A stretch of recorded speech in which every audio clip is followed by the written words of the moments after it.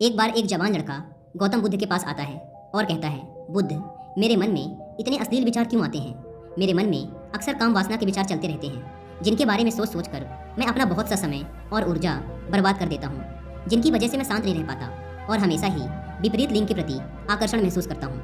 बुद्ध ने मुस्कुराते हुए कहा, क्या तुम्हें पता है कि काम वासना होती क्या है? लड़के ने कहा, बुद्ध, मुझे ये तो नहीं पता कि काम वासना का मतलब क्या है, लेकिन ये जो कुछ भी है बहुत बुरी है। बुद्ध ने कहा, सबसे पहले तो तुम ये समझो कि प्राकृतिक रूप से जो भी हमारे अंदर है वो बुरा नहीं है। हमारे जीवन में उसकी कुछ न कुछ जरूरतें हैं। वासना एक प्रकार की भावना है जो हमें किसी न किसी चीज़ की कमी का एहसास दिलवाती है। फिर हम उस कमी की पूर्ति के लिए उस चीज़ की तरफ आकर्षित होना शुरू कर देते हैं। जैसे अगर किसी के पास धन की कमी है तो उसके अंदर धन के प्रति आकर्षण यानी धन की वासना उत्पन्न हो जाएगी। तो वासना कुछ और नहीं बल्कि एक प्रकार की कमी, एक प्रकार की जरूरत का एहसास है, और जब ये जरूरत शारीरिक हो तो हम इसे काम वासना कह देते हैं। लड़के ने कहा, बुद्ध, ये तो समझ में आ गया कि काम वासना का मतलब क्या है, लेकिन ये हमारे अंदर आती कहाँ से है, ये उत्पन्न कैसे होती है? बुद्ध ने कहा, काम वासना कहीं से आती नहीं बल्कि ये प्राकृतिक रूप से हमारे अंदर ही मौजूद है और इसका होना जरूरी भी है, क्योंकि यही मानव जाति के विस्तार का आधार है।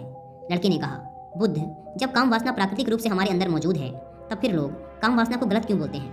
बुद्ध ने कहा, यह एक बहुत बड़ी समस्या है कि लोगों ने काम वासना को गलत नजरिए से देखना शुरू कर दिया है, इसे दबाने की कोशिश करना शुरू कर दिया है। काम वासना का होना गलत नहीं है बल्कि काम वासना का बेलगाम होना गलत है। केवल उसी के बारे में हमेशा सोचना, केवल उसी के लिए जीना, केवल उसी को अपने जीवन का लक्ष्य बना लेना गलत है। बुद्ध ने उस लड़के से पूछा, तुम्हें क्या लगता है, क्या जानवरों में भी काम वासना होती है? लड़के ने कहा, हाँ बुद्ध, जरूर होती है, क्योंकि आखिर जानवरों को भी तो अपनी पीढ़ी आगे बढ़ानी है। बुद्ध ने कहा, फिर हम जानवरों की काम वासना को गलत क्यों नहीं कहते? लड़के ने कहा, पता नहीं बुद्ध, आप ही बताएं। बुद्ध ने कहा, क्योंकि जानवर अपनी काम वासना का उपयोग सिर्फ संतति उत्पन्न करने के लिए करते हैं, उसे खुशी प्राप्त करने के लिए नहीं और ना ही सुख भोगने के इरादे से। क्योंकि जानवरों को प्रकृति ने इतनी सोचने समझने की क्षमता नहीं दी कि वो अपनी काम वासना को अपने क्षणिक सुख का आधार बना सके, जबकि हम इंसान अपनी सोचने समझने की क्षमता का उपयोग करके प्रकृति में पाई जाने वाली हर चीज का अपने सुख और आनंद के लिए उपयोग करने का प्रयास करते हैं। हम इंसानों ने काम वासना के साथ भी यही किया है, इसे अपने आनंद और भोग का आधार बना लिया है। जिस भावना को प्रकृति ने मानव जाति का अस्तित्व बनाए रखने के लिए हमारे अंदर डाला था, उसे हमने जीवन का सर्वोपरि लक्ष्य बना रखा है, और इंसानी काम वासना का ये बेलगाम होना ही उसके गलत होने का कारण है। लड़के ने कहा, बुद्ध, लेकिन ये काम वासना हावी होती क्यों है, इसके बेलगाम होने का कारण क्या है? बुद्ध ने कहा, काम वासना के बेलगाम होने के 4 बड़े कारण हैं, जिसमें से पहला कारण है जीवन में किसी बड़े उद्देश्य का ना होना। बुद्ध ने उस लड़के से पूछा, क्या जब तुम किसी काम में व्यस्त होते हो तब भी तुम्हारे दिमाग में अश्लील विचार आते हैं? लड़के ने कहा, नहीं बुद्ध, जब मैं व्यस्त होता हूँ तो मेरे दिमाग में अश्लील विचार नहीं आते। बुद्ध ने कहा, हमारा दिमाग एक बार में सिर्फ एक चीज के बारे में ही सोच सकता है, इसलिए जब हमारे दिमाग में कोई दूसरे विचार चल रहे होंगे तो अश्लील विचार आ ही नहीं सकते। अगर हमारे जीवन में कोई बड़ा और स्पष्ट लक्ष्य है और अगर हम उस लक्ष्य के प्रति पूरी तरीके से समर्पित हैं तो हमारे पास कभी इतना समय ही नहीं होगा कि ये फालतू विचार हमारे मन में घर कर सकें। और अगर ऐसे विचार उठते भी हैं तो हमारे मजबूत लक्ष्य के विचार इन्हें आसानी से हमारे मन से विस्थापित कर देंगे। लेकिन असल समस्या ये है कि अधिकतर लोगों के पास एक मजबूत और स्पष्ट लक्ष्य की कमी है।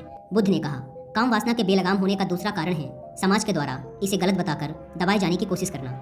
लोगों के एक बड़े तबके ने कामुकता को हमेशा ही सबकी नज़र से देखा है, और इसका सबसे बड़ा कारण है कि हमने अपने यौन अंगों को शरीर के बाकी अंगों की तरह स्वीकार नहीं किया, जबकि हमारे यौन अंग भी हमारे बाकी अंगों जैसे हाथ, पैर, मुंह आदि के समान ही बस एक अंग है जो अपना काम करते हैं, जिसके लिए प्रकृति ने उन्हें बनाया है। लेकिन हमने इन प्रजनन अंगों को कुछ ज़्यादा ही रहस्यमय बना दिया है, और जब कोई चीज़ रहस्यमय बन जाती है तो उसके प्रति लोगों की एक अलग ही रुचि जागृत हो जाती है, जिसकी वजह से लोग जाने अनजाने में काम वासना के प्रति आकर्षण महसूस करते हैं। बुद्ध ने आगे कहा, जब किसी विचार को दबाने का, उसका दमन करने का प्रयास किया जाता है तब वह विचार और मजबूती के साथ उभर कर आता है, और यही काम वासना के विचारों के साथ भी किया जा रहा है। बुद्ध ने कहा, अगर मैं तुमसे कहूँ कि आम के बारे में मत सोचना तो तुम्हारे मन में पहला चित्र किस चीज़ का आया?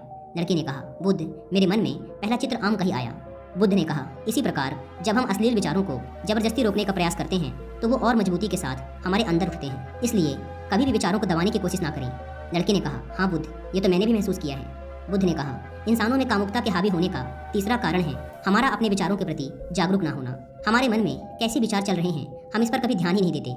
हमारे मन में उठने वाले विचारों के बारे में एक अनोखी बात यह है कि जब हम किसी एक चीज़ के बारे में विचार करते हैं तो हमारा मन उसी से संबंधित और भी विचार हमारे सामने रखना शुरू कर देता है, और फिर ऐसे ही हमारे मन में विचारों की एक श्रृंखला बन जाती है जिस पर हम उलझ कर रह जाते हैं। ठीक ऐसा ही होता है अश्लील विचारों के साथ। हमने एक बार किसी को देखकर अपने मन में एक अश्लील विचार पैदा किया, फिर हमारा मन अपने आप ही इन विचारों की श्रृंखला बना देता है, जिनके बारे में सोच सोच कर हम अपनी बहुत सी ऊर्जा और समय बर्बाद कर देते हैं। इसलिए पूरी जागरूकता के साथ अपने अंदर उठने वाले विचारों पर ध्यान देना जरूरी है। बुद्ध ने कहा, अश्लील विचारों के हावी होने का चौथा कारण है बुरी सोच और अश्लील विचारों वाले लोगों की संगति करना। कई बार ऐसा होता है कि कामुकता हमारे अंदर नहीं होती, लेकिन कुछ अश्लील लोगों के साथ रहने की वजह से ये हमारे अंदर हावी हो जाती है। लड़के ने कहा, हाँ बुद्ध, ये बात तो मैंने खुद महसूस की है। बुद्ध ने कहा, इसलिए बुरे विचार वालों और अश्लील लोगों से दूरी बनाकर रखनी चाहिए।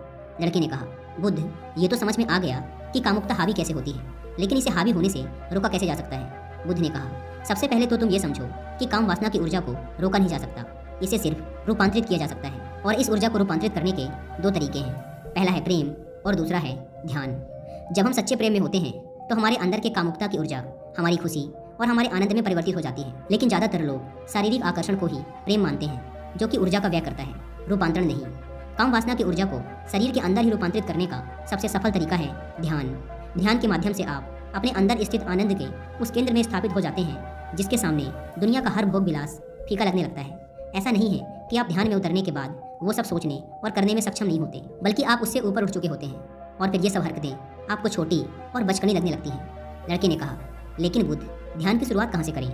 बुद्ध ने कहा, सबसे पहले तुम खुद के साथ अकेले में समय बिताना शुरू कर दो, क्योंकि जो इंसान जिसके साथ सबसे ज़्यादा समय बिताता है वो उसको सबसे ज़्यादा जानने लगता है। और जब तुम खुद को जानना शुरू कर दोगे तो ये सारे भौतिक सुख तुम्हें छोटे लगने लगेंगे।